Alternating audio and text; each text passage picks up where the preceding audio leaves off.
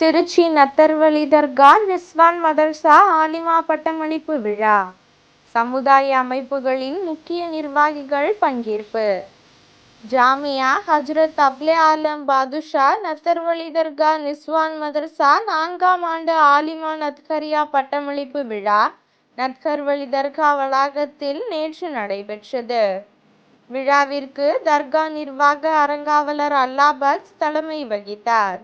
ரிஸ்வான் மதரசா முதல்வர் இமாம் சையது முனாஃப் நிகழ்ச்சியை தொகுத்து வழங்கினார்.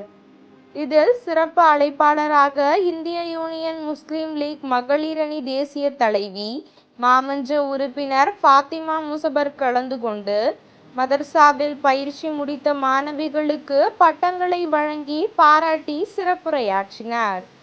மேலும் தமிழ்நாடு ஜமாத்துல் உலமா சபை பொதுச் செயலாளர் அன்வர் பாதுஷா கலந்து கொண்டு சிறப்பு பேருரை வழங்கினார்.